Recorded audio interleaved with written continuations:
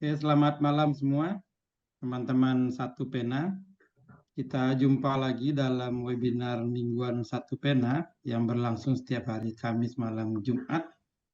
Dan ini adalah pertemuan kita yang ke-181 dalam 3 atau 4 tahun terakhir. Kita biasa mendiskusikan persoalan-persoalan kebudayaan, politik, dan kadang-kadang soal puisi. Malam ini kita akan mendiskusikan satu tema yang sedang hangat diperbincangkan, yaitu ide tentang pilkada lewat DPRD. Ini satu ide yang beberapa kali menguat dan belakangan menguat lagi di parlemen. Sepertinya sudah ada kesepakatan pada mayoritas di parlemen untuk menggolkan ini, dan berbagai polemik pun muncul di sini. Apakah ide ini akan jalan nantinya? Apakah parlemen akan mengesahkan ini jadi undang-undang? Apakah parlemen dan pemerintah cukup punya nyali untuk menggolkan ini? Dengan berbagai alasan, itulah yang akan kita diskusikan pada malam ini. Yang akan berbicara adalah seorang pengamat politik yang sedang melonjak, rising star ini, Adi Prayitno. Selamat malam, Mas Adi. Selamat malam, Buya, Elza. Ini juga seorang penggemar musik ini di Ciputat ya. Kita akan mendiskusikan ini nanti dengan pembicara tunggal Mas Adi. Tapi sebelum itu Mas Adi, kita biasa membuat satu video yang akan kita tonton bersama yang mungkin akan mencerminkan apa yang akan kita bahas pada malam ini. Silakan Bayu. Ya.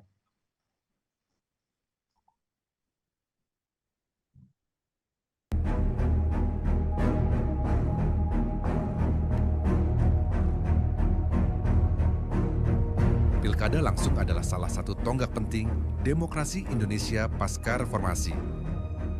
Dari sanalah rakyat belajar menggunakan hak pilihnya, menentukan pemimpin daerah secara langsung, dan merasakan bahwa suara mereka memiliki arti. Namun, wacana pilkada lewat DPRD kembali mengemuka.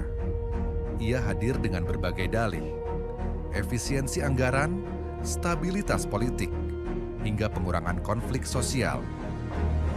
Di tengah kelelahan publik terhadap hiruk-pikuk kontestasi elektoral, gagasan ini tampak menggoda bagi sebagian pihak. Di sisi lain, banyak yang memandangnya sebagai langkah mundur demokrasi.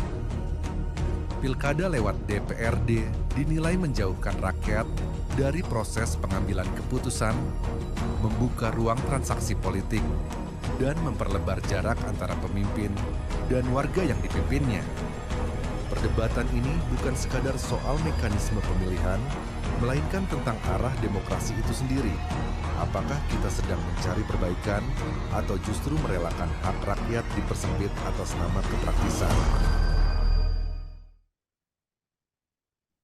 Baik, terima kasih Mas Bayu. Baik. Sebelum lanjut ke sesi diskusi, izinkan saya memperkenalkan kembali narasumber kita pada malam hari ini. Dan berikut narasumber yang akan berbagi pandangan dengan kita malam ini adalah Adi Prayitno. Beliau adalah seorang pengamat politik sekaligus dosen dari Fakultas Ilmu Sosial di UIN Syarif Hidayatullah, Jakarta.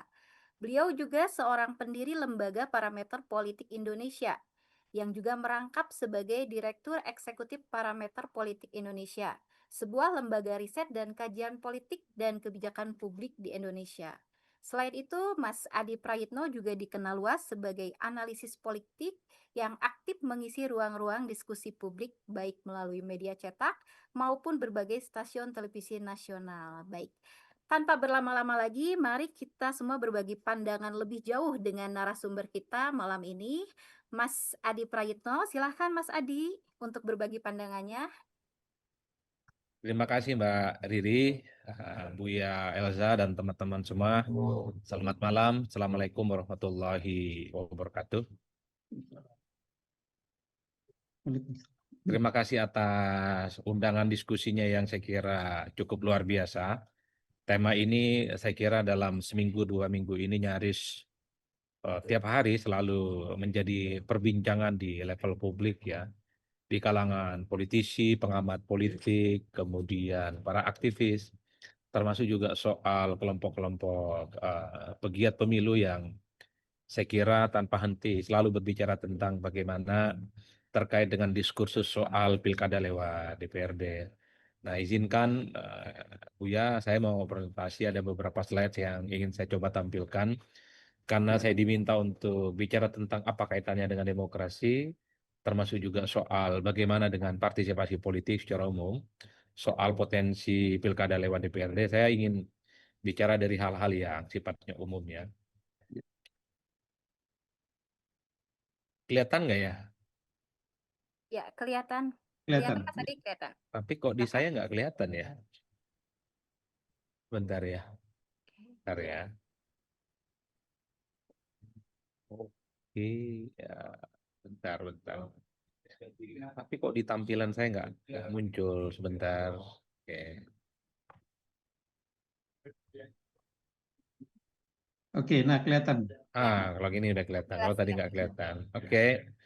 Pilkada lewat DPRD, upaya merebut kedaulatan rakyat. Jadi ini adalah satu judul yang sebenarnya saya buat untuk menyederhanakan bahwa kalau pilkada memang betul lewat DPRD, maka ini adalah sebagai upaya supaya daulat rakyat untuk menentukan pemimpinnya di daerah itu tidak seperti dahulu kala, tapi hanya akan dieksklusi kepada sejumlah orang yang disebut dengan DPRD untuk menentukan siapa yang menjadi kepala daerah. Saya ingin bicara tentang konteks demokrasi di Indonesia secara umum. Ada beberapa lembaga-lembaga survei dunia yang saya kira memotret bagaimana kondisi demokrasi di Indonesia. Pertama adalah soal Economic Intelligence Unit yang bicara tentang bagaimana skor demokrasi di Indonesia. Sebenarnya rankingnya secara umum mulai dari proses elektoral terkait dengan pluralisme, termasuk juga soal bagaimana fungsinya pemerintahan secara umum, itu memang skornya itu relatif cukup menjanjikan. Tapi pada level budaya politik dalam riset yang dilakukan oleh Economics Intelligence Unit ini ada sekitar soal konsensus yang terkait dengan persepsi publik, kira-kira soal bagaimana terkait dengan pemimpin ideal misalnya, masih ada sesuatu yang kemudian mendapatkan raport yang rada-rada agak kurang bagus. Karena memang dalam studi yang dilakukan oleh Economic Intelligence Unit ini, soal budaya demokrasi kita itu masih sesuatu yang dianggap cukup berjarak dengan sesuatu yang cukup ideal. Misalnya dalam banyak hal persepsi publik kita itu masih mentoleransi apa yang disebut dengan politik uang, masih cukup mentoleransi dengan praktik-praktik apa yang disebut dengan dinasti politik dan seterusnya dan seterusnya. Karenanya sebagai sebuah kesimpulan, ya Economic Intelligence Unit itu berkesimpulan bahwa sebenarnya secara umum demokrasi di Indonesia itu dengan satu catatan yang cukup serius, bagaimana pembenahan dalam sektor soal budaya politik ataupun demokrasi. Sementara kalau kita mengacu pada studi yang dilakukan oleh Freedom House, ini adalah satu lembaga yang saya kira secara rutin tiap tahun mengeluarkan surveinya, salah satunya di Indonesia. Indonesia itu disebut sebagai negara yang bebas sebagian. Ada beberapa catatan yang kemudian menjadi problem yang cukup krusial di Indonesia. Kenapa Indonesia itu dianggap sebagai negara yang masuk kategori fatally free adalah soal bagaimana yang paling penting soal lemahnya supremasi hukum terkait dengan masalah korupsi yang dalam banyak hal budaya korupsi di Indonesia itu memang dalam banyak hal dilahirkan oleh mekanisme dan sistem politik yang dinilai terlampau vulgar, menyuburkan praktik-praktik politik yang kolutif, termasuk juga praktik politik yang sifatnya transaksional. Dan termasuk juga adalah soal yang disorot oleh Freedom House itu tentang kualitas pemilu di Indonesia. Secara prosedur memang pemilu kita day to day itu cukup berjalan dan diapresiasi setiap 5 tahun sekali tanpa ada gonjang-ganjing yang cukup berarti, tapi pada level substansi dalam catatan Freedom House, kualitas demokrasi di Indonesia itu masih mendapatkan sorotan yang cukup penting karena seringkali pejabat-pejabat publik yang terpilih itu bukan karena kapasitas, bukan karena kompetensi, tapi karena faktor-faktor yang terkait dengan popularisme biasa juga terkait dengan faktor logistik. Termasuk juga dalam riset yang dilakukan oleh Freedom Institute ya, bagaimana memotret Indonesia itu disebut sebagai demokrasi elektoral, tapi bukan sebagai demokrasi liberal. Ini juga hampir sama dengan riset yang dilakukan oleh Freedom House, di mana salah satu problem terbesarnya dalam konteks demokrasi di Indonesia itu adalah soal bagaimana menciptakan demokrasi yang sifatnya substantif. Jangan hanya menjadikan demokrasi itu 5 tahunan, berganti pemerintahan, berganti rezim, berganti elit, dan berganti kekuasaan. Tapi kualitas pengembangan demokrasi itu masih mendapatkan catatan-catatan yang cukup serius. Bagi saya di antara begitu banyak ya studi-studi lembaga internasional memotret demokrasi di Indonesia, mulai dari Economic Intelligence Unit, kemudian Freedom House, termasuk juga soal Freedom Institute, ya rata-rata memang memberikan catatan yang cukup kritis terkait dengan pembangunan demokrasi substantif di Indonesia. Secara prosedur oke, tapi secara prinsip soal bicara tentang apa namanya yang substansial itu masih banyak sesuatu yang perlu dibenahi. Teman-teman semuanya, Bapak Ibu, kalau kita bicara tentang bicara evaluasi pilkada, bagi saya tidak bisa dilepaskan terkait dengan evaluasi dengan pemilu satu paket secara sekaligus ya. Ada beberapa persoalan krusial yang menurut saya bicara tentang evaluasi pemilu dan pilkada. Pasti yang dibicarakan itu pemilu seringkali dianggap rumit ya, membebani penyelenggara dan kebosanan pemilu. Soal membebani penyelenggara, pernah suatu waktu misalnya ada petugas-petugas yang meninggal, kelelahan dengan angka yang cukup luar biasa. Dianggap rumit karena pemilu kita itu kan one day, one election dengan 5 kotak suara dan banyak sekali suara-suara yang rusak dan tidak terbuang dan dianggap efektif. Tapi terkait dengan tema kita hari ini, yang paling utama itu dan selalu menjadi pergunjingan adalah soal politik transaksional, maraknya politik uang ya. Dan yang paling penting adalah soal biaya politik uang yang cukup mahal. Inilah yang saya kira menjadi catatan-catatan penting terkait dengan evaluasi pilkada dan pemilu secara umum. Dan kalau kita mau jujur sebenarnya evaluasi terkait dengan pilkada selain pemilu ya tentu soal adanya oknum-oknum aparatus-aparatus kekuasaan yang seringkali menjadi instrumen untuk memenangkan kontestasi tertentu, bukan hanya di pileg, bukan hanya di pilpres, tapi juga di pilkada yang seringkali ini dianggap sebagai sesuatu yang dalam tanda kutip peristiwanya selalu berulang dan oknumnya terlampau banyak sehingga ini juga turut andil dalam menentukan soal bagaimana kualitas pemilih. Ada beberapa isu strategis ya terkait dengan evaluasi pemilu dan pilkada. Pertama yang paling dekat dengan kita adalah soal pemisahan pemilu nasional dan lokal. Nah, hari ini kita juga belum membahas bagaimana kawan-kawan DPR dan pemerintah untuk memfollow up ini. Kira-kira nanti pemilu lokalnya kapan? Apakah 2032, apakah 2033? Karena pemilu 2029 itu nanti akan ada kekosongan yang saya kira itu juga menjadi PR penting. Putusan MK yang hingga saat ini juga belum diputuskan adalah soal ambang batas presiden yang zero threshold dan per hari ini belum ada informasi yang secara utuh bisa kita dapatkan dari kawan-kawan DPR dan mungkin Kementerian Dalam Negeri yang akan menyoroti itu semua. Termasuk soal parliamentary threshold yang tidak lagi 4% tapi dikoreksi bisa di bawah 4%. Dan itu harapan kelompok-kelompok aktivis dan pegiat demokrasi supaya ambang batas parlemen itu tidak menjadi belenggu bagi partai politik yang nggak lolos ke parlemen yang berdampak pada begitu banyak hilangnya suara-suara yang sebenarnya itu juga adalah bagian dari partisipasi. Dan yang paling dekat dengan kita, isu strategisnya itu adalah soal pilkada dipilih oleh DPRD. Bagi saya ini semacam lagu lama yang seringkali diulang gitu ya dari setiap musim pemilu dan setiap musim pemilu. Padahal pilkada kita, pemilu kita baru tahun lalu, tapi begitu banyak elit-elit di negara kita sudah mewacanakan bagaimana pilkada dipilih oleh DPRD. Di zamannya Pak Jokowi, di zamannya Pak SBY juga sering muncul bagaimana pilkada itu tidak lagi langsung dan dipilih oleh DPRD dengan sejumlah catatan. Katanya terlampau mahal, terlampau transaksional, dan menyuburkan politik uang. Tapi Bapak Ibu semua yang saya ikuti terkait dengan pilkada dipilih oleh DPRD, ini kan hampir satu paket dengan wacana yang terkait dengan sistem proporsional terbuka ataupun tertutup dalam pileg kita.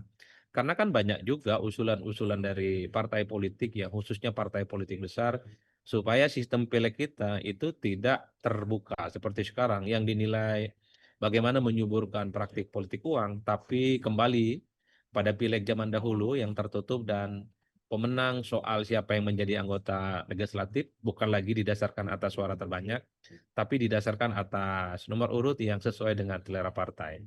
Makanya banyak sekali desakan-desakan itu, di antara begitu banyak usulan tentang bagaimana untuk melakukan perbaikan pilkada dan pemilu, supaya di tahun ini ada omnibus terkait dengan undang-undang pemilu dan pilkada. Karena kalau kita baca utuh satu persatu undang-undang pemilu dan undang-undang pilkada, saya kira secara substansi itu sama kok. Misalnya soal larangan dalam kampanye, praktik politik uang, soal mendirikan partai, konflik antar calon, itu sama. Yang beda itu hanya istilah pemilu dan pilkada saja. Makanya banyak pihak yang mencoba supaya tidak terlampau mubazir undang-undangnya. Ini disatukan dalam satu kitab suci hukum pemilu menjadi undang-undang yang kemudian bisa menjadi acuan supaya sinkron dan tidak terjadi pengulangan-pengulangan. Kemudian juga Bapak Ibu, saya juga termasuk yang cukup meyakini tinggal nunggu waktu persoalan masa jabatan presiden, termasuk juga soal pilpres dipilih oleh MPR. Ini tinggal nunggu waktu akan kembali menjadi wacana. Dan ini selalu terulang loh. Kalau hari ini ada wacana terkait dengan pilkada dipilih oleh DPRD, kira-kira begitu, maka siap-siaplah di kemudian hari soal pilpres dipilih oleh MPR juga akan bermunculan dengan alasan ekonomi politik yang sama, yaitu bahwa pilpres dianggap memiliki resiko yang cukup luar biasa, misalnya menghadirkan fragmentasi yang cukup ekstrim, termasuk juga ongkos politik yang dianggap mahal. Jadi bagi saya ini adalah beberapa isu yang sebenarnya selalu terulang, macam lagu lama ya Bu ya, lagu lama di apa Surabi Teras, tapi diulang kembali ini isunya.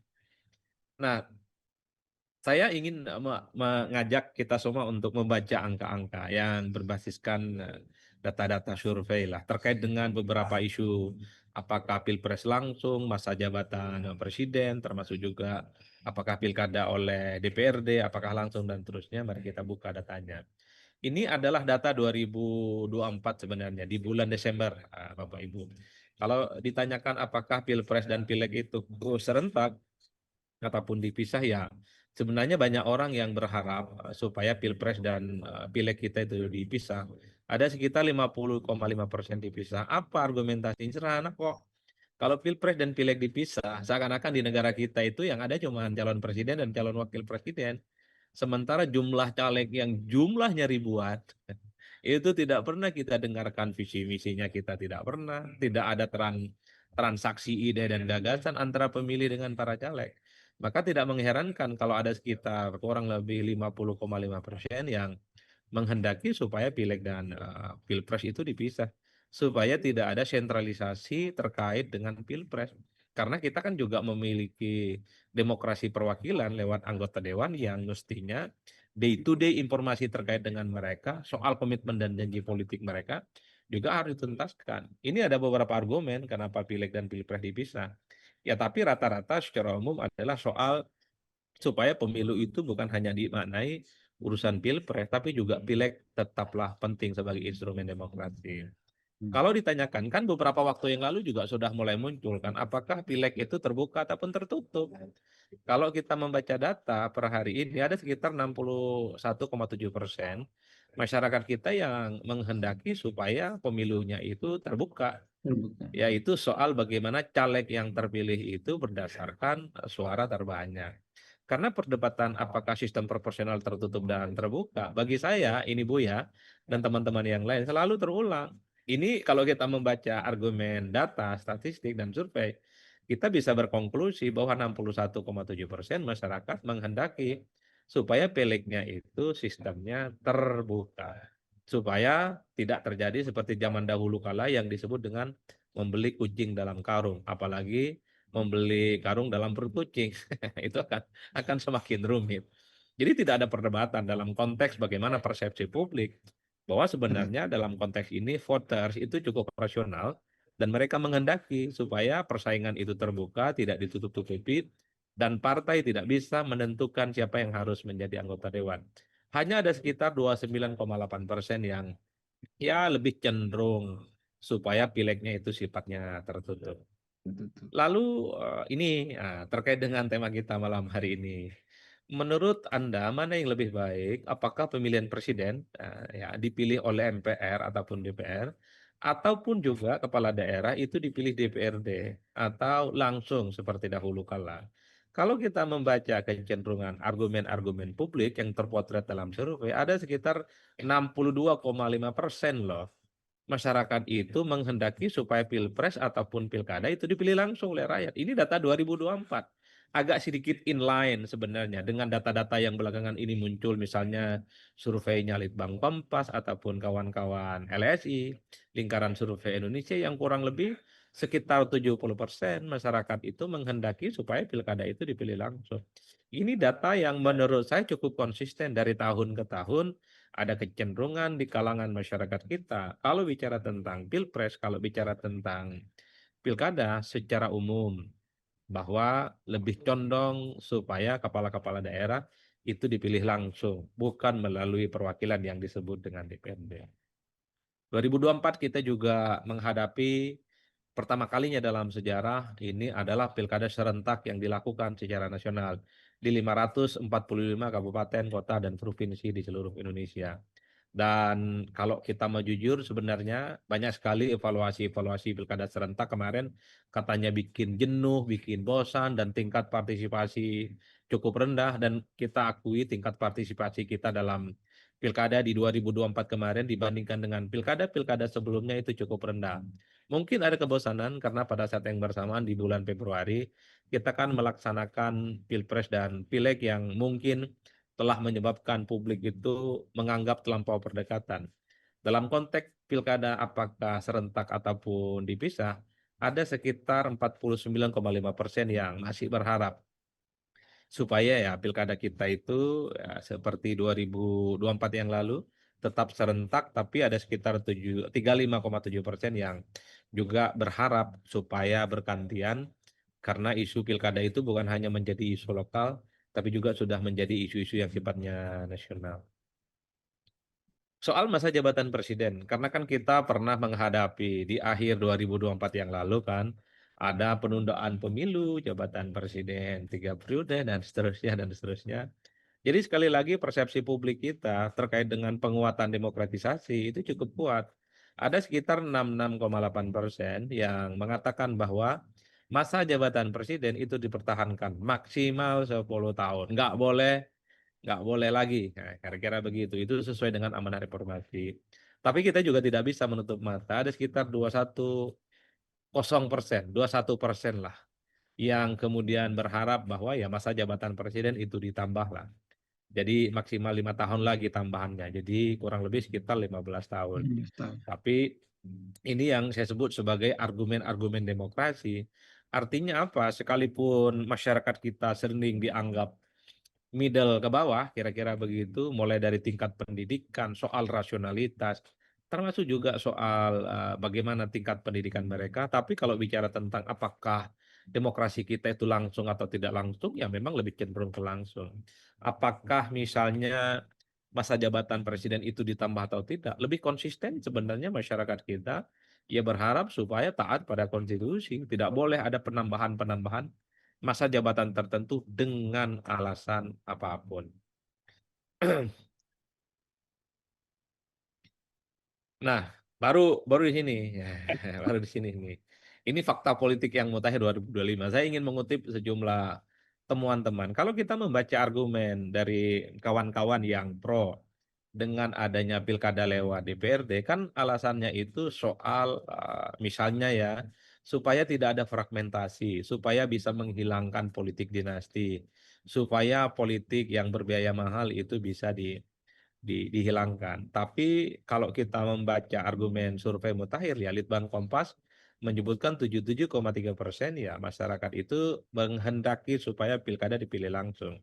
Surveinya Denny JA, ya survei LSI Denny JA 66,1%. Ini ya beda 5% lah dari surveinya parameter yang dilakukan 2024 ya di bulan Desember menghendaki supaya ya pilkada itu dilaksanakan secara langsung. Kan itu yang saya kira menjadi prinsip.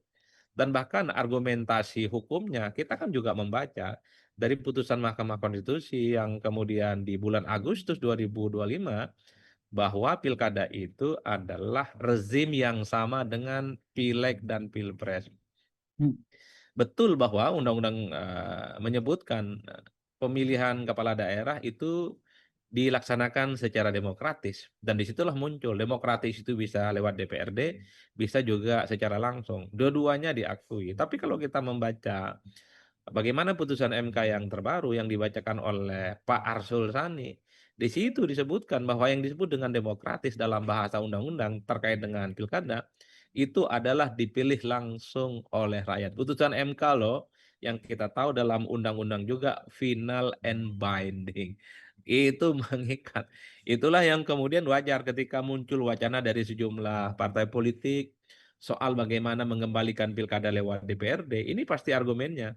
Pertama, persepsi publik karena mayoritas lebih cenderung menginginkan supaya pilkada itu dilaksanakan secara langsung dan ada putusan Mahkamah Konstitusi yang cukup dianggap mengikat dan final.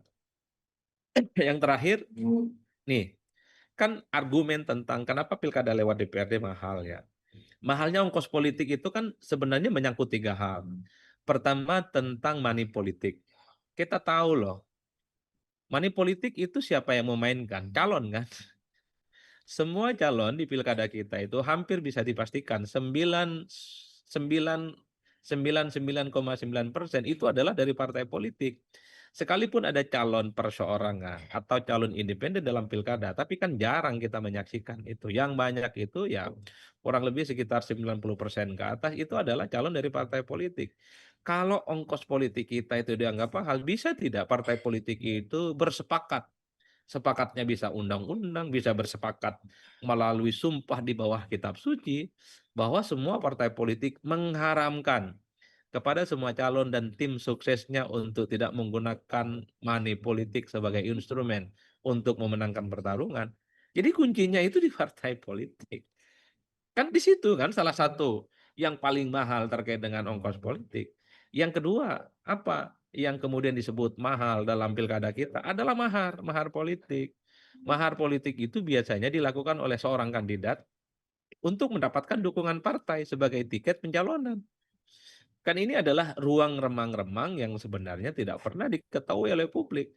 Nah, di mana letak mahar politik antara calon dengan partai politik? Kalau partai politik itu berkomitmen, bersetuju, dan mereka sepakat di bawah kitab suci, bikin aturan yang sama, bahwa siapapun yang maju dia kader eksternal ataupun kader internal untuk mendapatkan tiket pencalonan, nggak boleh pakai mahar, kan ongkos terkait dengan pilkada yang katanya mahal, itu bisa dihilangkan loh. Kan sederhana itu saja. Jadi money politik, soal mahar politik itu bisa dikurangi dengan cara partai politik bisa tidak mau melakukan evaluasi terkait dengan ini semua. Jadi jangan rakyat yang dikorbankan dengan alasan mahal dan mahal itu. Kuncinya ada di partai politik. Kan kita juga tahu bahwa setiap pilkada tanpa ada serangan pajar sekalipun kan banyak sekali masyarakat kita yang bondong-bondong datang ke TPS dari subuh mereka sudah siap-siap mandi, bedakan, makan nasi uduk, tongkrongin. Jadi sebenarnya kalau kita membaca argumen supply and demand, yang mensuplai logistik terkait dengan politik uang itu adalah elit, itu adalah politisi yang rata-rata domainnya ada di partai. Jadi rakyat kita ada serangan pajar ataupun tidak, ada money politik ataupun tidak, mereka sangat antusias untuk datang ke TPS karena ini dianggap sebagai hajatan 5 tahun. Lalu variabel yang ketiga yang dianggap sebagai pilkada itu berbiaya mahal adalah biaya penyelenggaraan pilkada. Kalau itu memang tidak bisa dibantah, tapi kan bisa disiasatin. Misalnya belakangan ini sudah mulai muncul narasi tentang pentingnya e-voting. Kenapa kita tidak pakai e-voting? Bukankah kita itu sejak 2014, 2019, bahkan kampanye di 2024 yang lalu, kita ini punya ambisi segala sesuatu itu ya ada digitalisasi. Masa nggak bisa sih urusan pencoblosan nggak ada digitalisasi? Ada partai yang mengatakan pendukung pilkada lewat DPRD itu tidak bisa diwujudkan karena ada alasan aturan. Bikin aja regulasinya. Bikin aja regulasinya bahwa di 2029 misalnya ataupun di periode-periode yang akan datang, ya pemilu kita tidak harus konvensional, bisa melalui e-voting. Atau untuk memangkas penyelenggaraan pilkada. Jadi komisioner-komisioner KPU, Bawaslu dari pusat hingga daerah sifatnya ad hoc. Dan fasilitasnya pun juga sederhana, jangan naik private jet, kan itu yang bikin mahal. Kan ini yang dihitung, biaya mahalnya kan di penyelenggaraan pilkada, Bu ya. Ya udah bikin e-voting aja gitu. Ya fasilitas-fasilitas bagi penyelenggara juga kurangin, dan penyelenggara itu ad hoc. Misalnya 4 bulan sebelum pencoblosan baru tuh direkrut bagaimana petugas-petugas itu untuk sebagai penyelenggara pemilu baik KPU dan Bawaslu. Kan bagi saya kalau ini diikhtiarkan kan tidak harus memberikan solusi bahwa rumitnya, mahalnya pilkada itu harus melalui DPRD. Masih bisa langsung kok dengan biaya yang cukup efisien. Atau misalnya merampingkan jumlah TPS. Kan TPS kita selama ini kan paling banyak yang boleh nyoblos 200 sampai 300 orang kan. Misalnya satu TPS jadikan 800, syukur sampai bisa 1000. Dan pencoblosannya itu mulai jam 7 pagi sampai maghrib. Kan sederhana, ngurangin angka TPS, ngurangin kotak suara, dan publik ya bisa menikmati ini dari pagi hingga sore ya, menjelang petang lah kira-kira begitu. Ini kan juga bagian dari ikhtiar-ikhtiar yang sebenarnya bisa dilakukan untuk mengurangi kos yang dianggap sebagai membebani soal penyelenggaraan, atau sifatnya mix, ada yang misalnya e-voting, ada juga yang sifatnya konvensional. Karena tidak semua daerah misalnya tidak bisa mengakses dunia digitalisasi, tidak bisa mengakses internet. Oke, di kota-kota di seluruh Indonesia yang internetisasinya agak mudah dan gampang untuk melakukan e-voting, lakukan e-voting. Tapi di daerah-daerah yang susah diakses, susah dijangkau, nggak apa-apa. Sifatnya konvensional. Ini kan sebagai upaya untuk mengurangi kos. Dan dua-duanya, e-voting ataupun melalui pemilihan yang sifatnya konvensional, itu harus dianggap sebagai sah, sebagai sebuah pilihan politik. Nah, pertanyaan mendasarnya adalah, kenapa cuma pilkada yang disebut mahal? Bagaimana dengan pileg dan pilpres? Bukankah pileg dan pilpres per hari ini juga langsung butuh kotak suara, butuh TPS, butuh penyelenggara yang hampir bisa dipastikan kotak suara dan kertas suaranya termasuk penyelenggaranya itu adalah sama dengan yang terjadi dengan pilkada. Inilah yang saya kira menurut saya ketika muncul isu terkait dengan mahalnya politik uang, maka solusinya adalah kembali ke DPRD. Bagi saya itu bukan solusi, tapi justru akan membuat bagaimana demokrasi kita langsung, demokrasi langsung kita selama ini justru akan menjadi sesuatu yang akan berjalan mundur. Yang terakhir yang ingin saya katakan adalah apa yang kira-kira akan terjadi jika pilkada itu lewat DPRD. Sederhana kok, kita akan punya gubernur, bupati, dan wali kota yang bisa saja itu tidak sesuai dengan selera rakyat. Itu hanya sesuai dengan selera elit-elit tertentu. Itu satu. Yang kedua, akan kita hadapi kepala-kepala daerah itu yang tidak akan takut kepada rakyat. Ngapain takut ke rakyat? Nggak perlu lagi belusukan, nggak perlu lagi bertemu dengan masyarakat. Karena yang bisa memilih mereka hanyalah anggota DPRD yang rata-rata jumlahnya kurang lebih sekitar 50 orang. Kalau level kabupaten dan kota, DPRD-nya kan cuma 50. Untuk provinsi-provinsi besar ya ada juga yang jumlahnya 70 sampai 100 orang. Hanya sesimpel itu saja.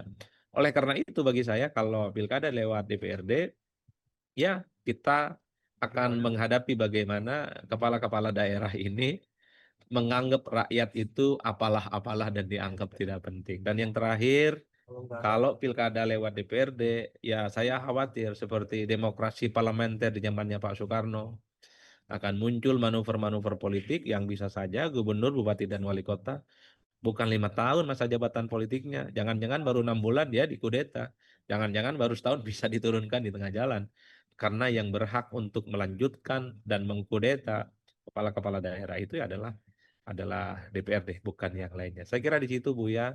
Terima kasih atas kekurangan dan salah-salahnya. Terima kasih. Assalamualaikum warahmatullahi wabarakatuh.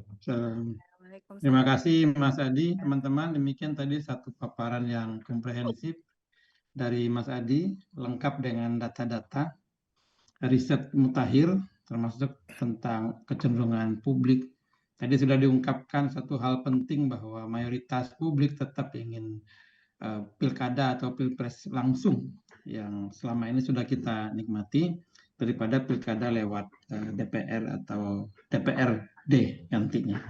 Tapi pertanyaan saya Mas Adi, walaupun hasil-hasil riset ini tetap sejalan dengan hasil riset sebelumnya, mengapa ide-ide ini selalu muncul dari kalangan partai politik ya? Kira-kira apa sebenarnya keluhan utama mereka sejauh yang Mas Adi lihat, karena pasti Mas Adi juga banyak bergaul dan bincang-bincang dengan mereka ya. Kenapa ide yang sudah ditolak ini oleh publik terus-menerus digaungkan? Dan kalau Mas Adi lihat pada kecenderungan terakhir, kira-kira apakah ide ini akan berakhir sebagai ide atau memang kemudian ide ini mereka berani eksekusi dalam satu kebijakan atau undang-undang? Silakan Mas Adi.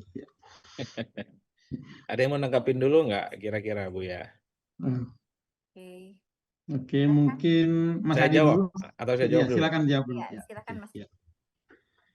Ya, bagi saya sederhana ya. Ada kesan bahwa para politisi kita ini sudah mulai kelelahan dan bahkan ketakutan untuk mengikuti selera rakyat ya.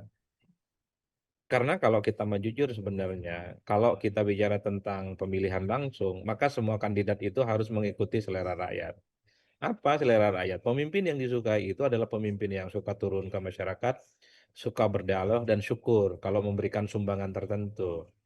Dan mereka pun juga tidak bisa dikunci soal apakah bisa pasti ataupun tidak untuk memilih.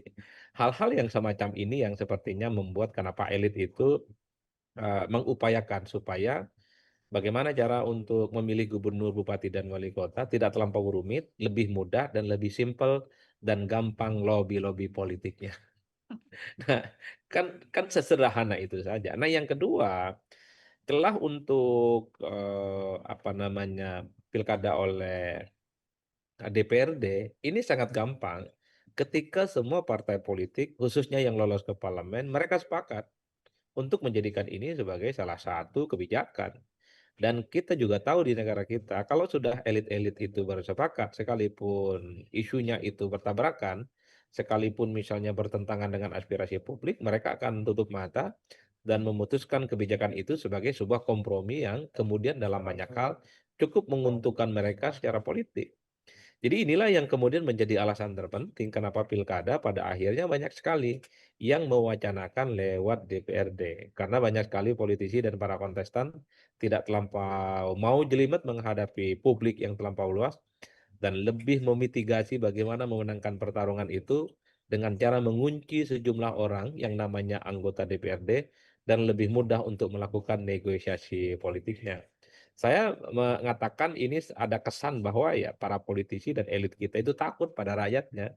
Betul. Karena di tengah rakyat yang makin nasional, di tengah masyarakat yang semakin kritis, yang semakin menunjukkan bagaimana mereka itu punya preferensi rasionalitas dalam menentukan pilihan, maka elit-elit yang selama ini menikmati status quo, yang tidak mau turun ke bawah, tidak mau menghampiri mereka dan memeluk hati keinginan masyarakat, dia tidak akan terpilih. Maka cara yang paling mungkin melokalisir supaya pemilihan gubernur, bupati, dan wali kota tidak lagi langsung yang melelahkan, yang membuat begitu banyak ongkos politik yang akan keluar, dan yang paling penting akan sangat mudah untuk mengonsolidasi dukungan politik melalui DPRD. Bisa dibayangkan di sebuah kabupaten tertentu, misalnya di Banten lah, di Serang, di Cilegon, itu kan rata-rata jumlah DPRD-nya 50 orang. Anggaplah calonnya ada 2, kan cuman butuh sekitar 26 DPRD aja untuk memenangkan pertarungan. Dibandingkan dengan misalnya harus meyakinkan 800 sampai 900 ribu orang memenangkan satu pertarungan di pilkada. Maka kalau itu yang terjadi, para politisi dan para kontestan akan jauh lebih memilih bagaimana cukup meyakinkan 26 orang dan 26 ini yang akan menentukan siapa yang akan menjadi gubernur wali kota. Jadi dua hal itu yang saya tangkap Buya sebenarnya kenapa wacana pemilihan kepala daerah itu selalu muncul ya oleh DPRD dan seterusnya. Karena memang kerja untuk rakyat itu melelahkan, kerja untuk masyarakat itu sangat melelahkan. Setiap hari harus melakukan sosialisasi, melakukan kerja-kerja politik, melakukan konsolidasi, dan yang paling penting masyarakat itu kan sangat senang jika ada figur, jika ada calon yang menurut mereka down to earth, kakinya nyentuh ke tanah, sering berinteraksi, dan saling berkomunikasi sangat mudah untuk diakses. Tanpa itu semua, maka jangan pernah berharap akan ada pemimpin-pemimpin yang kemudian akan dipilih yang sesuai dengan selera rakyat itu. Saya kira di situ argumennya, Bu ya. Baik, Baik. terima kasih Mas Adi. Riri, ini ada beberapa yang nulis di kolom chat, tapi kita mungkin akan berikan kesempatan dulu kepada yang resen. Baik. Mas Ahkam Jayadi dari Makassar, silakan. Ya. Ya, silakan Mas Ahkam Jayadi. Terima kasih Mbak Lesla, Oke. Mbak Riri, Mas Adi. Salam dari saya Ahkam Jayadi di Makassar. Halo Bang Ahkam. Ya, terima kasih atas insight-nya malam ini. Mohon izin untuk saya memberikan beberapa catatan. Yang pertama, saya ingin membuat sebuah kesimpulan awal dulu sebagaimana seringkali saya sampaikan. Bahwa negara kita ini kan dengan segala komponen yang ada di dalamnya, eksekutif, yudikatif, legislatif, saya kategorikan negara kita ini kan negara suka-suka. Iya, terkadang kita tidak peduli konstitusi, kita tidak peduli peraturan perundang-undangan, kita lebih mengikuti apa yang menjadi kemauan kita. Pemerintah maunya apa terserah, rakyat protes, rakyat tidak suka, mana didengar. Misalnya ketika masyarakat protes revisi Undang-Undang KPK, tidak peduli, suka-sukanya pemerintah mau robah kok. Undang-Undang Omnibus Law segala macam. Bagaimana konstitusi diinjak-injak soal usia wapres, nggak peduli. Jadi negara kita negara suka-suka, itu problemnya Mas yang pertama.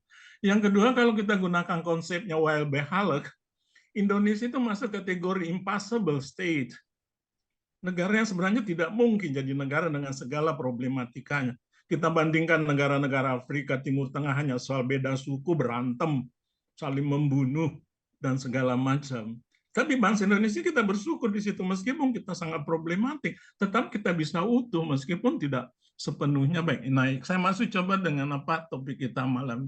Saya mencoba menelusuri ya, sependek penelusuran saya tidak menemukan ada alasan baik secara konstitusi, akademis, perundang-undangan dan sebagainya untuk kita kembali lagi memilih kepala daerah melalui DPR. Kalau kita udah tinggalkan puluhan tahun, masa kita mau balik lagi? Itu satu. Nah, yang kedua bahwa alasan tentang biaya mahal, saya kira saya pendapat tidak masuk di akal. Loh, rakyat, demokrasi ini kan pestanya rakyat, yang membiayai itu rakyat. Loh, kenapa kemudian alasan uang yang dibayar dari pajak kemudian dihilangkan, kemudian dikirim masuk ke DPR, itu tidak ada alasan yang saya bisa temukan untuk membenarkan itu bahwa pemilihan kepala daerah. Nah, saya ingin masuk juga yang kedua, problem kita kan juga sebenarnya tadi sebagian saya sudah kemukakan, sumber daya manusia kita juga yang sangat problematik dari segi konstitusi tadi, dari sisi peraturan perundang-undangan, dari kualitas sumber daya manusia, mulai dari pelaksana pemilu, pelaksana pilkada, sampai orang-orang yang terlibat di dalamnya, hampir semuanya dari sisi SDM tidak memenuhi kapasitas dan kapabilitas. Saya mau lebih spesifik tentang calon kepala daerah, Mas Hadi. Saya kaitkan dengan syarat menjadi kepala daerah. Yang saya sudah tulis dalam konferensi Asosiasi Hukum Tata Negara, yaitu tentang syarat bertakwa kepada Tuhan Yang Maha Esa. Itu kan syarat yang paling tinggi, paling utama. Tapi itu juga syarat yang paling diinjak-injak, nggak pernah diperhatikan. Hanya dilihat KTP-nya apa, agamanya agama yang diakui negara, ya sudah bertakwa itu.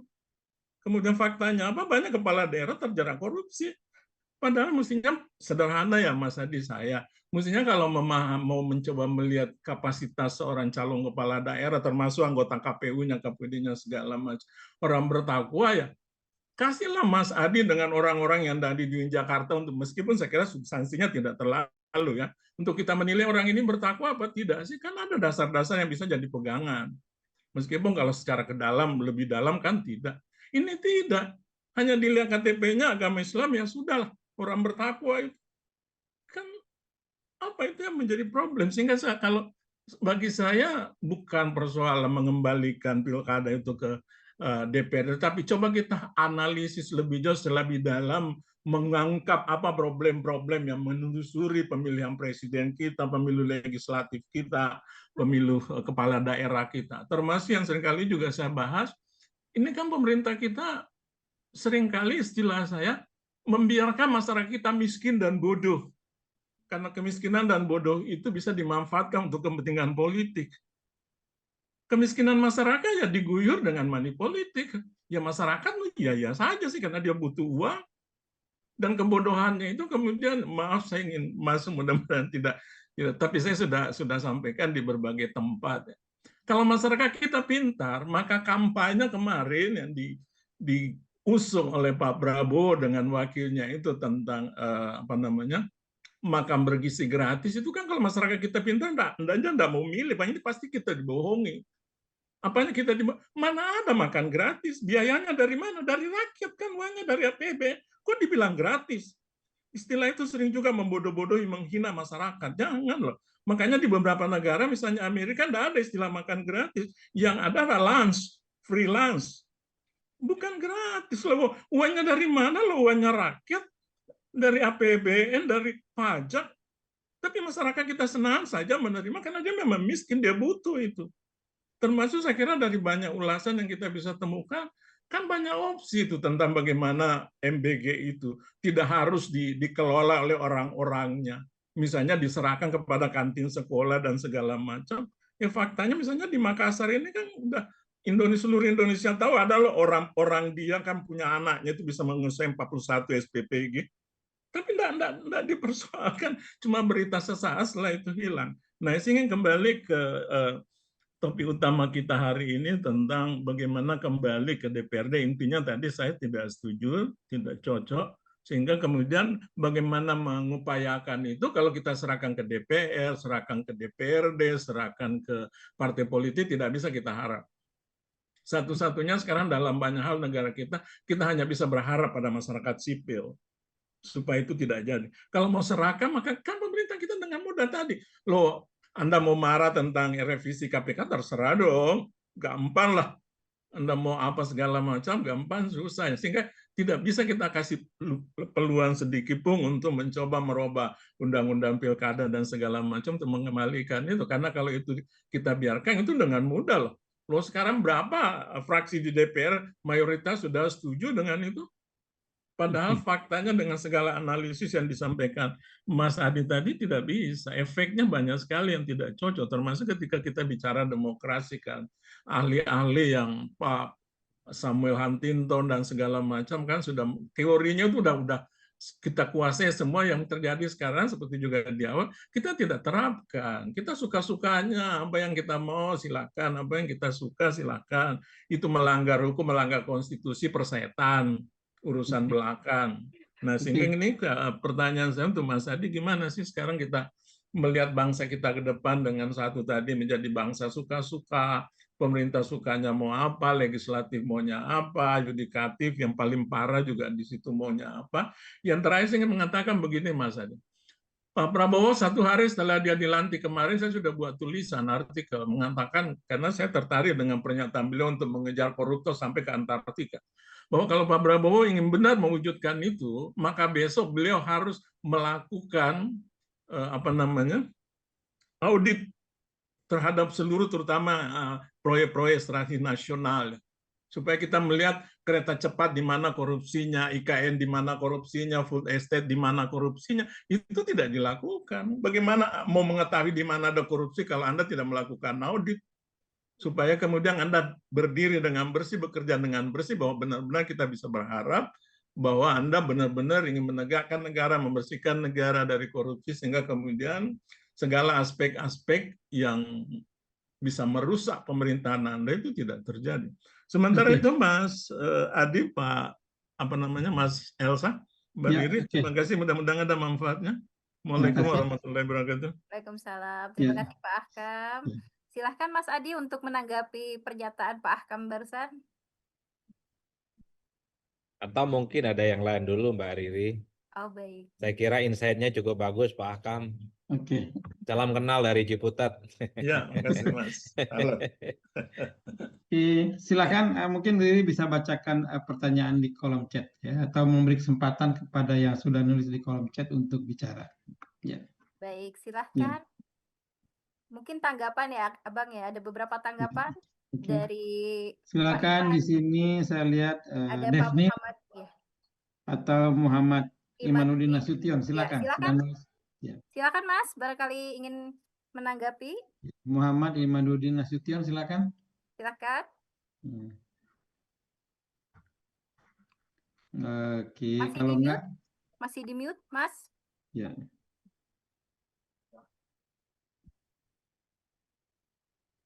Oke. Baik, kalau begitu Mas Devnil, barangkali Mas Devnil. Ya, terima kasih banyak. Iya, Salam kenal Mas Ya. Adi. Ya. kan? Ya, pada dasarnya sih ya Halo, setuju Bang. sih dengan pandangannya Mas Adi ya. Ya, termasuk juga yang di TV-TV saya iniin ya, Mas Adi ini salah satu favorit saya nih. Ya mungkin kalau dibilang menanggapi, yang saya kepikiran adalah begini, ini kan kita tuh selama ini kan dikooptasi oleh partai politik ya. Ya, yang saya kepikiran adalah mungkin untuk DPR, DPRD tingkat 1, DPRD tingkat 2 itu juga dibukakan jalur independen. Jadi maju itu tidak harus melalui parpol gitu lah. Ini menurut saya sih supaya parpol ini juga berbenah gitu ya. Dengan adanya pilkada langsung, pilgub langsung, dengan pilpres langsung, ini kan kita sudah melihat ada perubahan paradigma, bukan paradigma sebetulnya.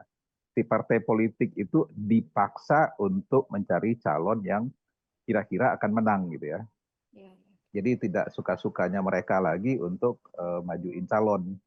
Jadi kalau calonnya nggak akan mungkin menang, mereka juga tidak akan berani ngusung gitu ya. Jadi saya pikir dengan begini nih mulai nih pamornya, bukan pamor ya, mungkin power di parpol itu ya bisa di inilah gitu, bisa di balance gitu.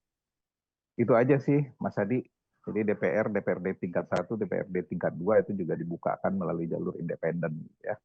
Oke. Jadi rakyat benar-benar ya kalau siapa yang dia suka lah yang dia pilih gitu loh. Ya. Gitu Mas Adi.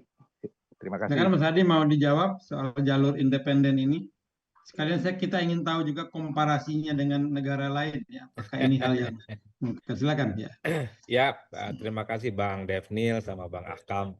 Ini kan sebenarnya satu mazhab lah pandangan kita itu dalam banyak hal ya.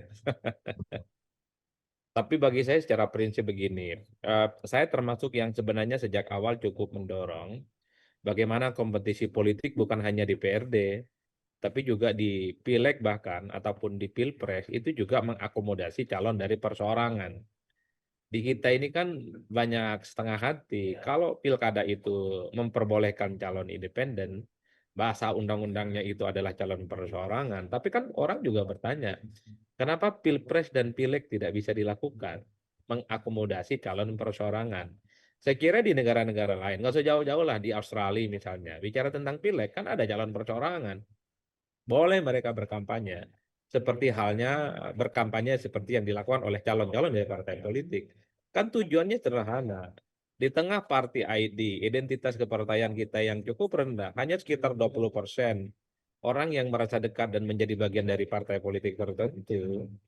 Bagi saya cukup rasional jika pada akhirnya calon-calon jabatan publik strategis gitu ya, yang official itu dipilih, juga membuka ruang untuk calon-calon perseorangan seperti pilpres dan pileg. Itulah yang saya sebut sebagai gembok yang cukup besar, repot di negara kita, Bang Devnil. Suka tidak suka, di negara kita ini kan memang dikontrol dan dikendalikan oleh partai politik di semua sektor. Mau jadi calon presiden dan wakil presiden, kan ketentuannya harus diusung oleh partai dan gabungan partai politik.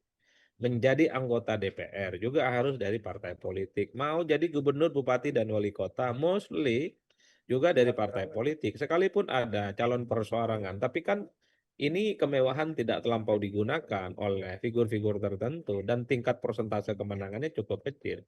Dan bahkan untuk jabatan-jabatan non-election sekalipun, kan semuanya sangat tergantung bagaimana dominasi partai politik. Mau jadi komisioner KPU dan Bawaslu, kalau nggak baik-baik dengan partai politik susah. Karena yang milih adalah kawan-kawan DPR Komisi 2. Bahkan mau jadi auditor BPK misalnya, kan harus baik-baik dengan Komisi 11. Dan apa sih? Itulah yang disebut dengan kuasa partai politik di negara kita. Nah, saya setuju jika pada akhirnya usulan-usulan untuk mengurangi dominasi partai politik di semua sektor jabatan-jabatan publik itu memang harus mulai difikirkan. Tapi sekali lagi, jangankan bicara itu, ada keinginan dari kawan-kawan DPD misalnya untuk memperkuat posisi mereka sebagai senator, sebagai perwakilan daerah. Itu nggak dilakukan karena gemboknya di DPR. Karena yang bisa untuk mengubah regulasi soal DPR, apakah DPR. akan mengadaptasi kira-kira begitu soal peran-peran seperti DPD hanya di DPR.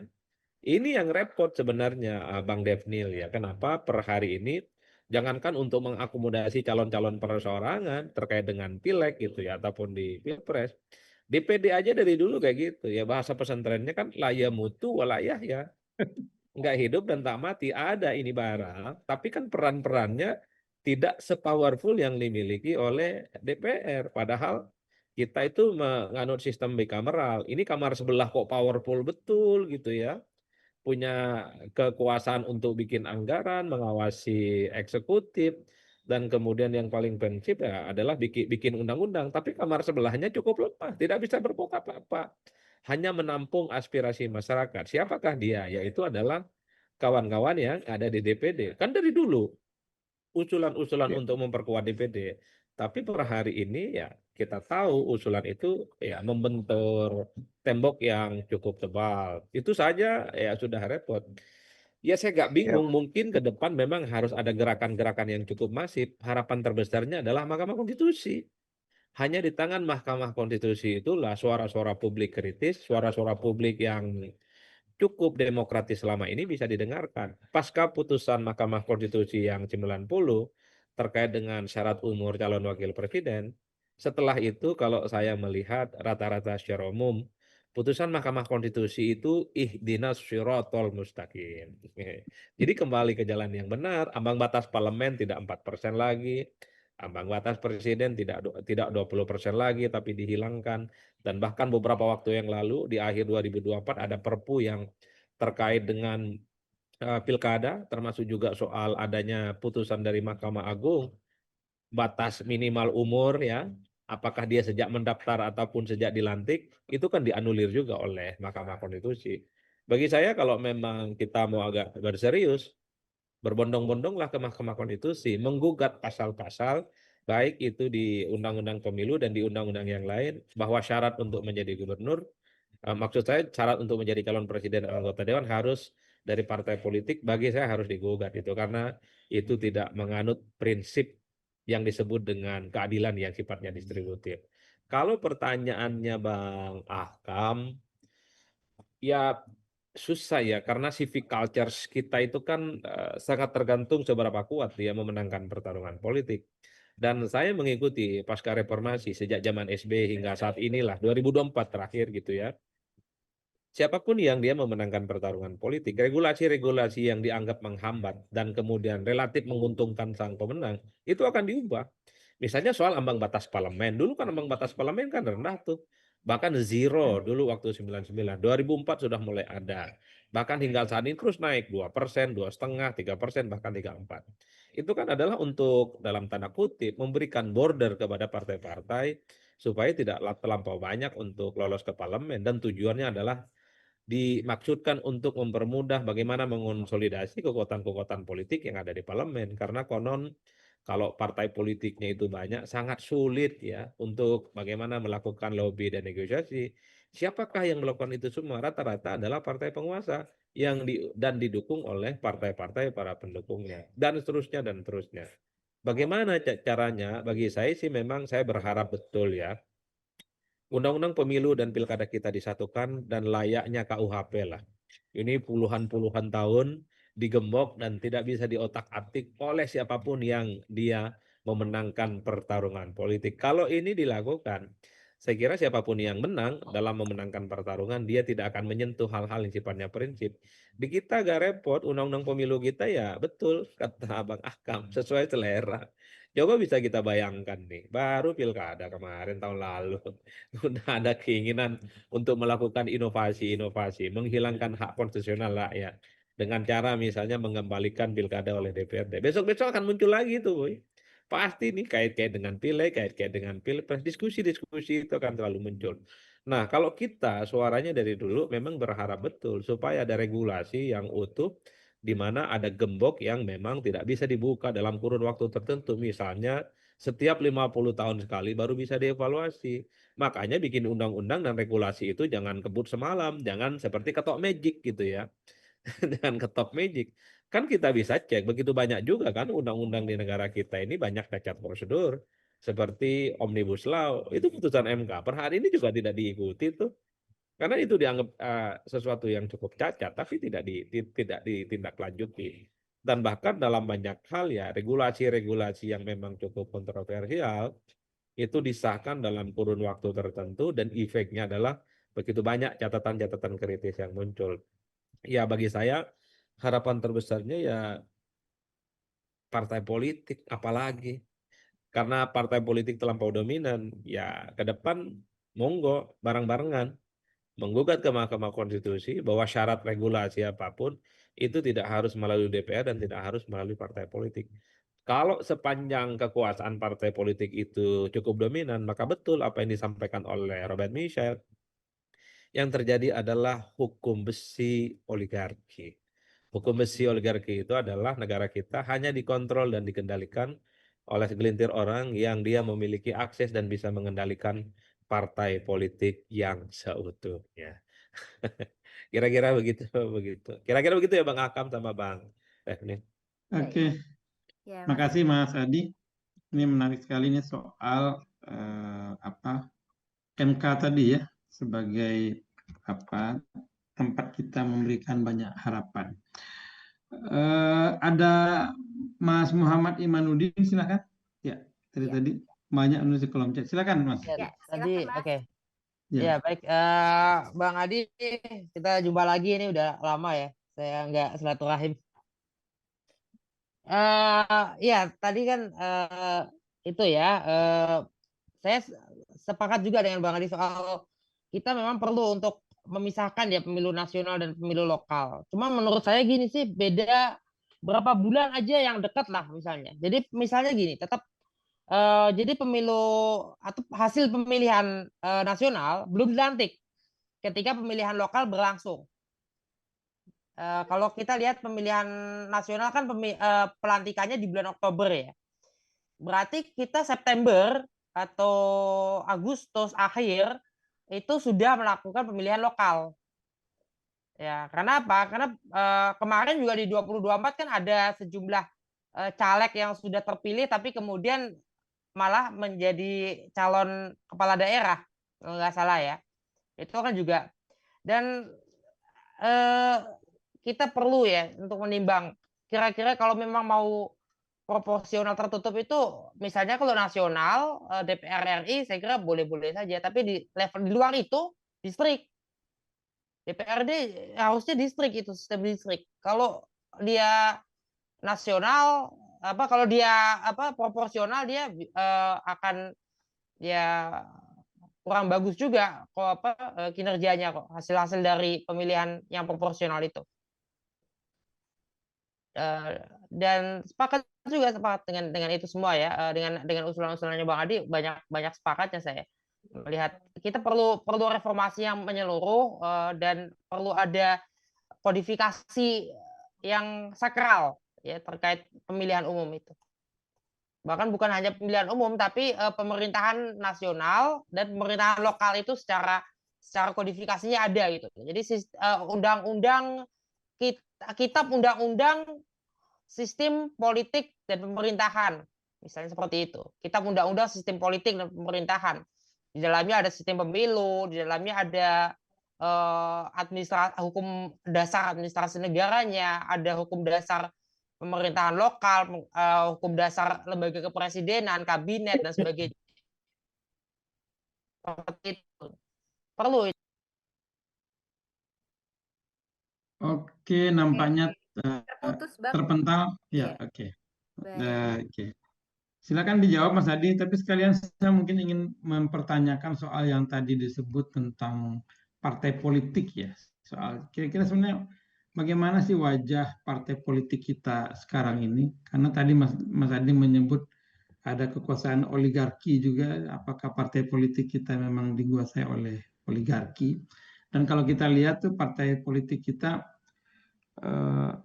kalau kita lihat, kalau kita bandingkan dengan partai politik di tahun 50-an misalnya, itu kan jauh sekali ya, baik itu pada tingkat visi, gagasan, integritas, dan lain-lainnya segala macam.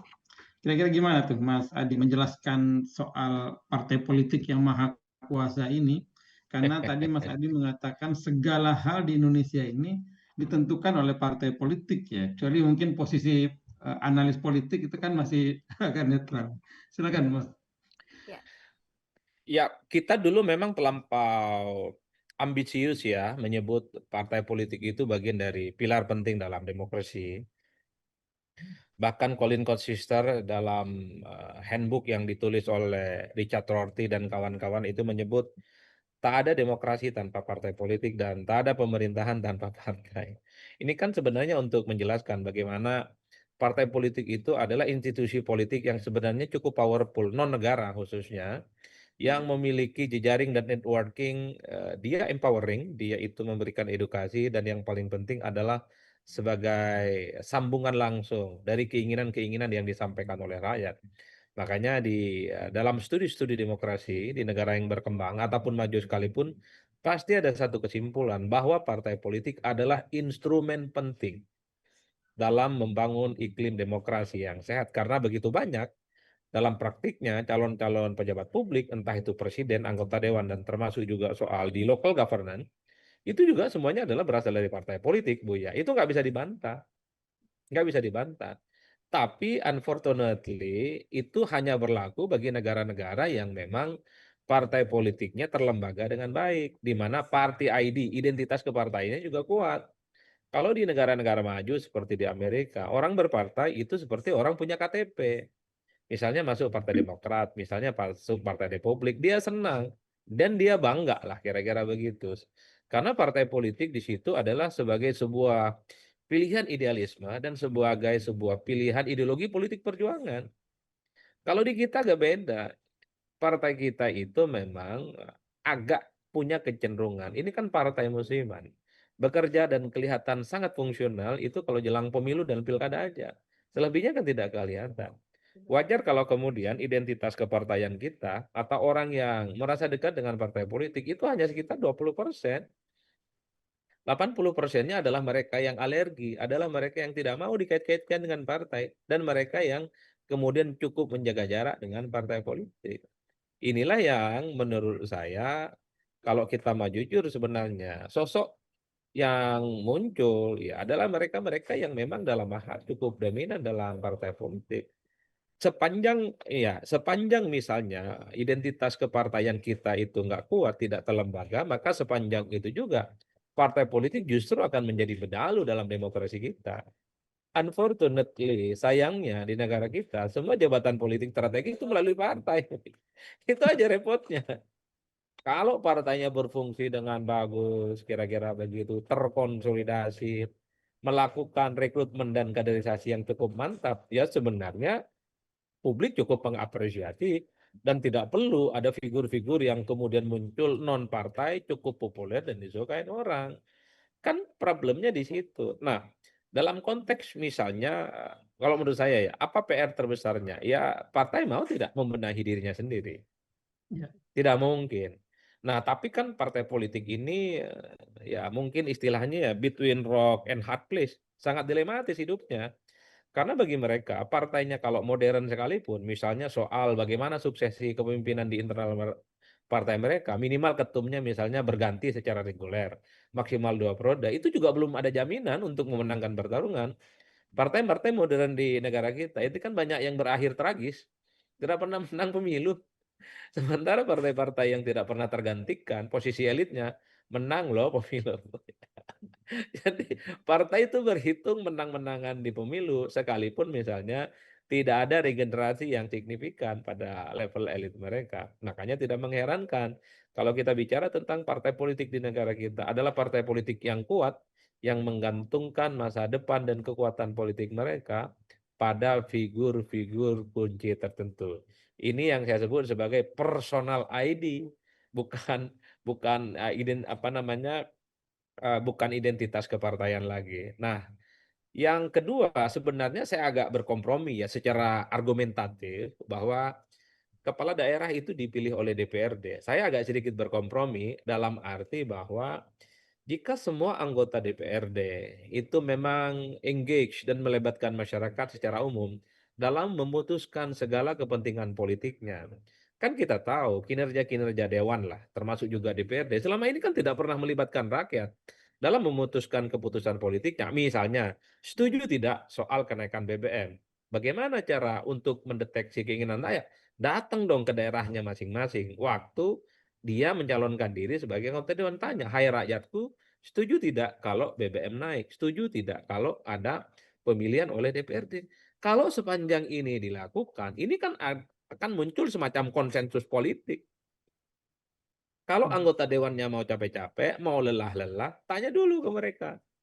Ke para konstituen yang dulunya mendukung di 2024. Rakyatku, hari ini ada usulan supaya kepala daerah itu dipilih oleh DPRD. Setuju tidak Anda semua ini? Yang dulunya memberikan mandat ke saya. Kalau memang setuju, ya itu adalah keputusan politik yang harus diterima. Tapi kalau memang rakyatnya menolak pilkada lewat DPRD, sampaikan secara terbuka. Kan itu yang diprotes oleh rakyat.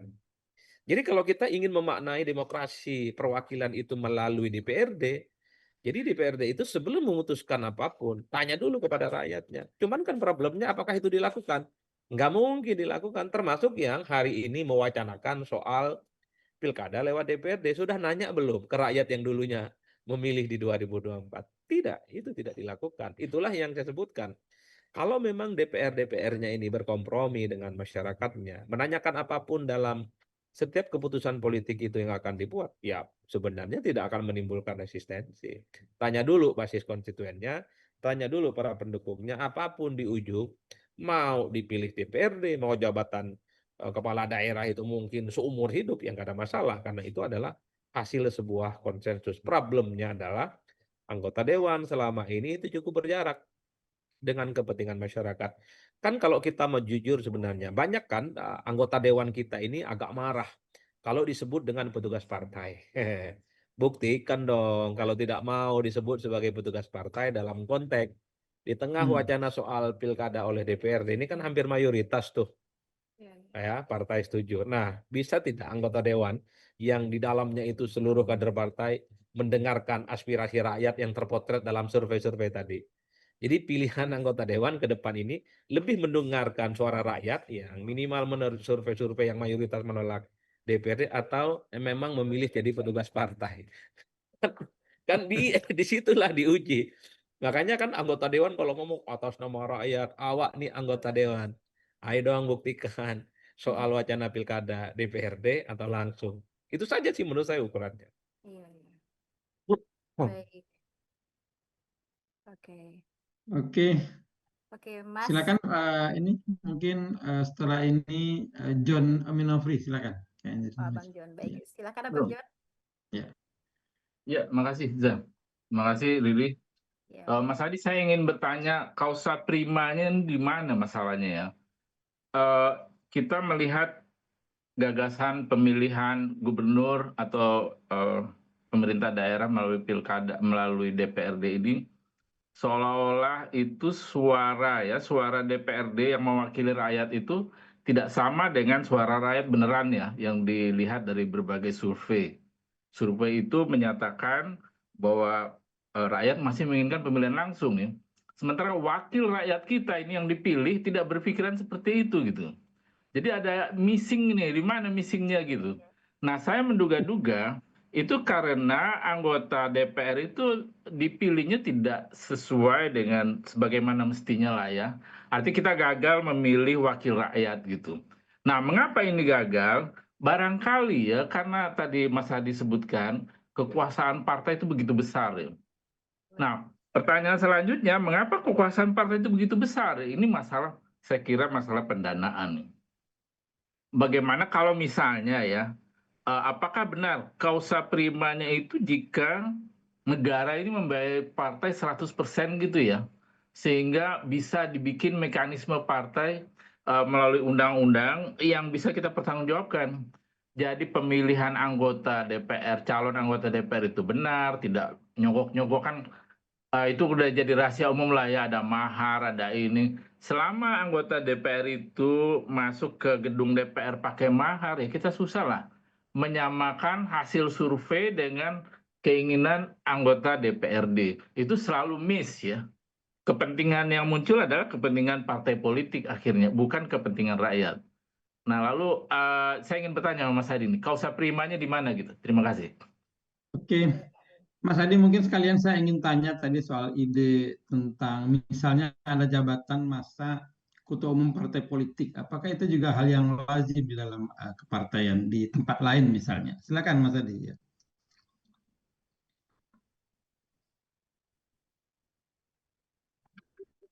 Kalau bicara tentang causa prima terkait dengan usulan pilkada lewat DPRD, kan argumennya banyak, tapi kan rata-rata soal politik berbiaya mahal.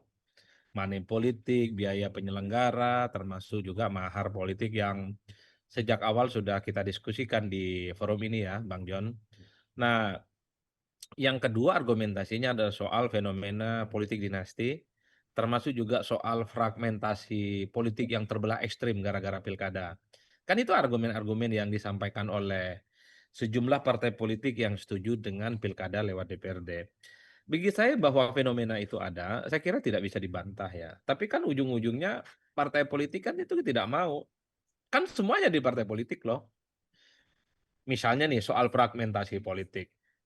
Kita itu terbiasa kok menghadapi orang yang berbeda, beda agama, beda suku, beda pilihan politik. Kita sering main pedal bareng, nggak apa-apa, nggak masalah.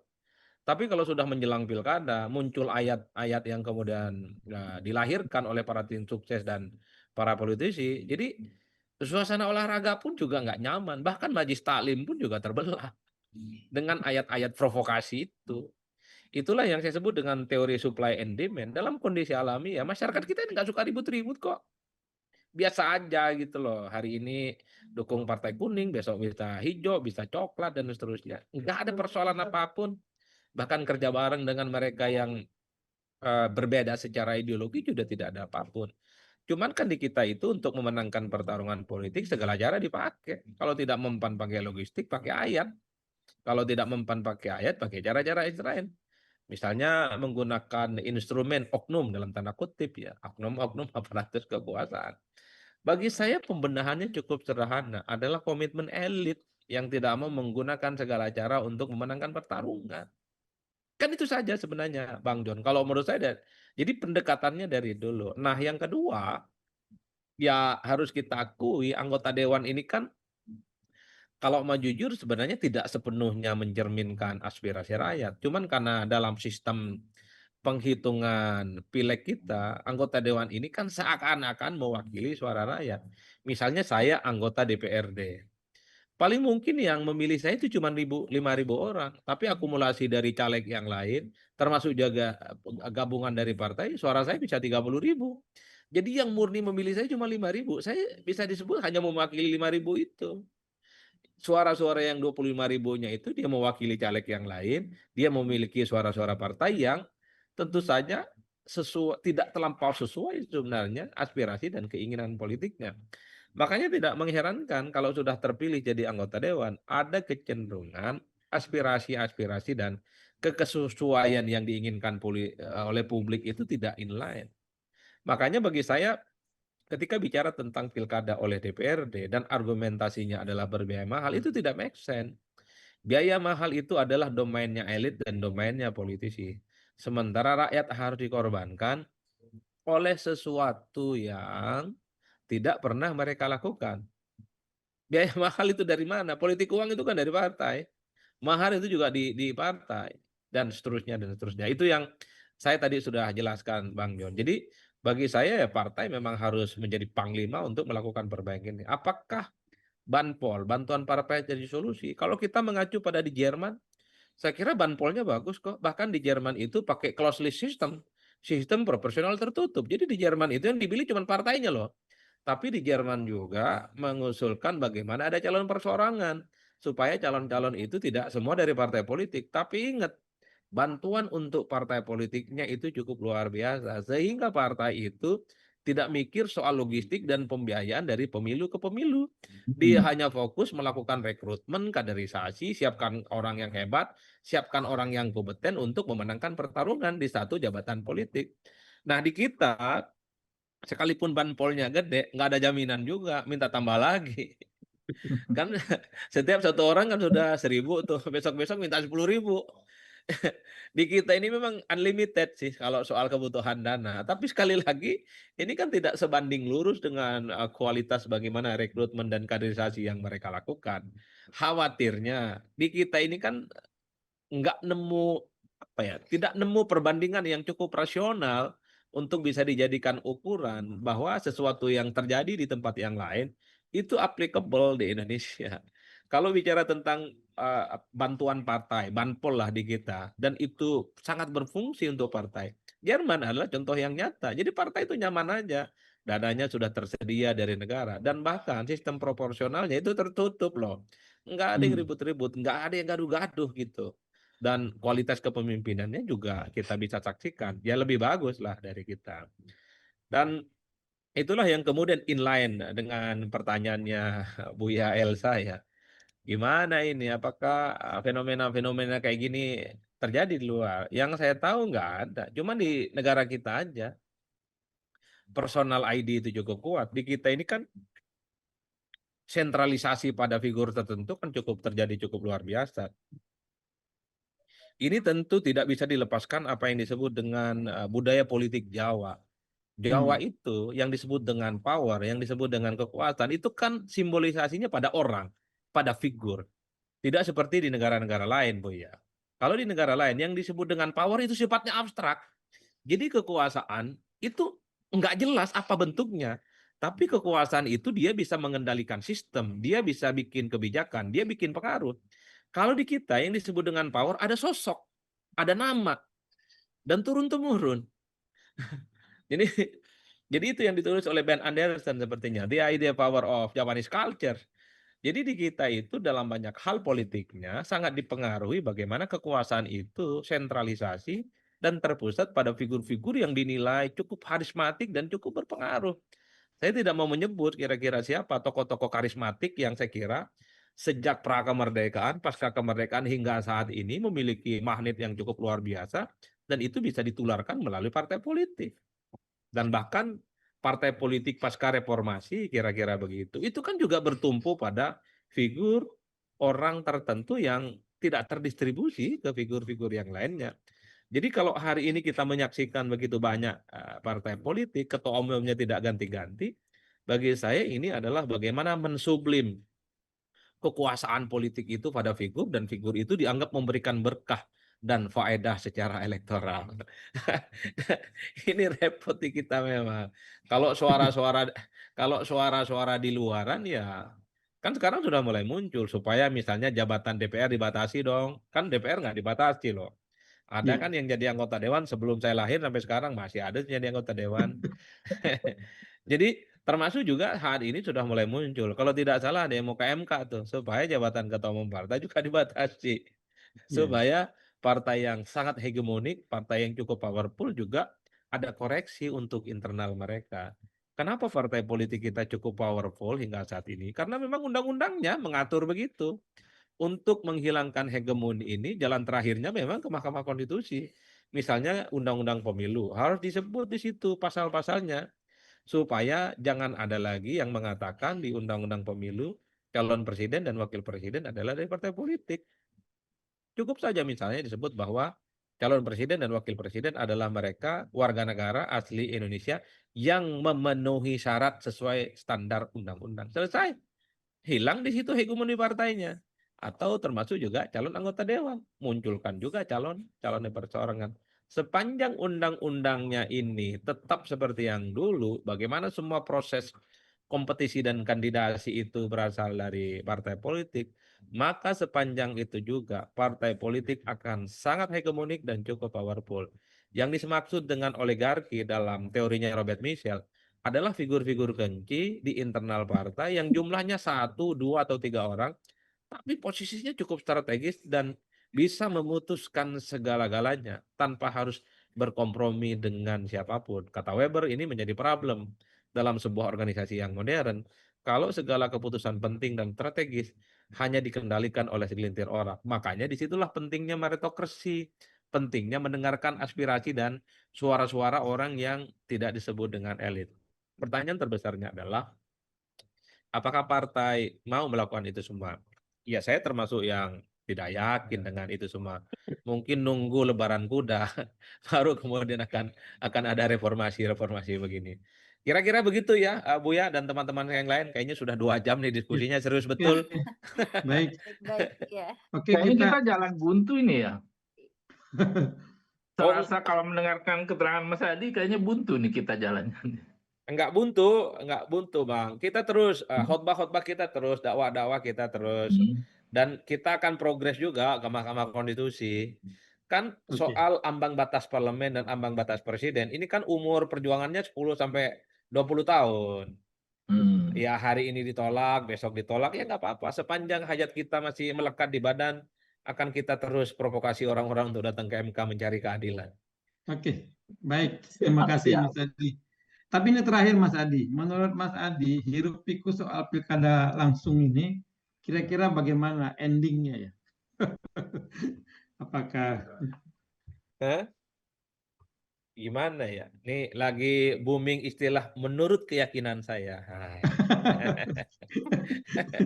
Menurut keyakinan saya, soal pilkada lewat DPRD, saya termasuk yang relatif hakul yakin.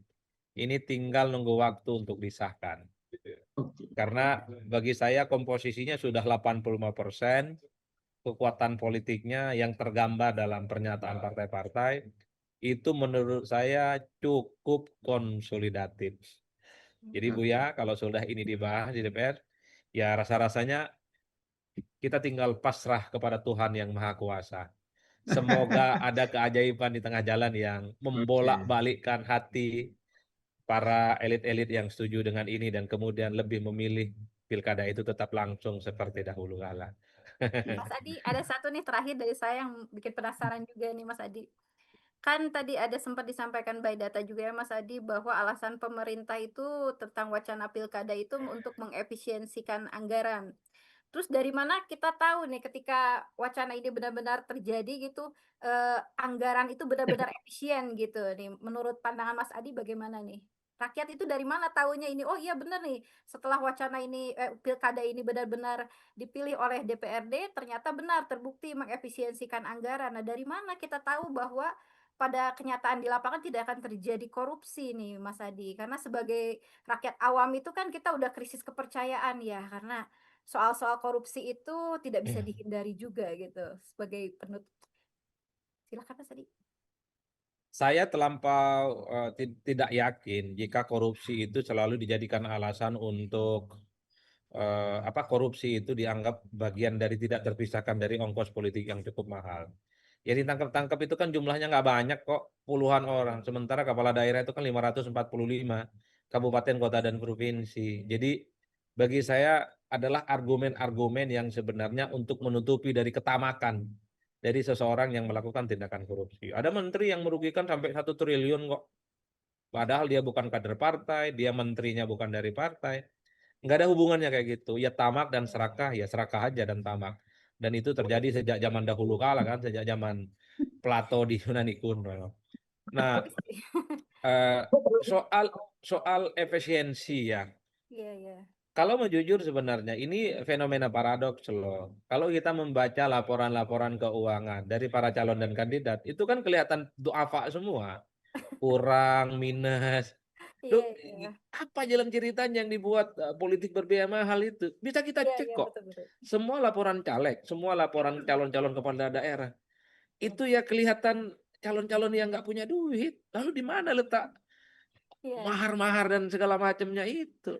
Itu artinya apa? Berarti politik selama ini banyak yang terselubungnya, Iya. tidak terdeteksi, dan laporan keuangan kampanye juga tidak transparan, asal jadi tidak akuntabel, dan yang mengemuka adalah suara rakyat ini korbankan. Betul. Coba aja nanti teman-teman Satu Pena itu melakukan riset, tunjukkan ke saya ada tidak laporan dana kampanye yang dimiliki oleh calon-calon kepala daerah itu yang kelihatan bombastis. Nggak ada, saya nggak nemu. Masih kelihatan rasional, ya mungkin 5M, 6M, 10M untuk level kecamatan, kecamatan maksud saya untuk level kota. Bahkan untuk level kabupaten dan kota juga amlanya tidak banyak. Bisa dicek itu dalam laporan-laporan yang diserahkan ke KPU. Lalu gimana ceritanya? Iya. Tiba-tiba katanya money politik, Betul, tiba-tiba betul. ada mahar politik. Berarti yang tik-tik-tik kayak gini nggak dilaporkan. Itu yang disebut sebagai praktik yang ilegal. Praktik ilegal inilah yang kemudian akan dijadikan sebagai argumen supaya tidak berbiaya mahal, maka rakyat dihalangi untuk menentukan pilihannya secara langsung. Saya kira di situ ya, Ya. Riri, Betul, Bu betul. Yaiza, dan teman-teman yang Iya. lain. Terima kasih atas diskusinya. Semoga Iya. bermanfaat. Ya, Wassalamualaikum terima kasih. warahmatullahi wabarakatuh. Terima kasih banyak. Waalaikumsalam warahmatullahi Warahmatullahi wabarakatuh. wabarakatuh.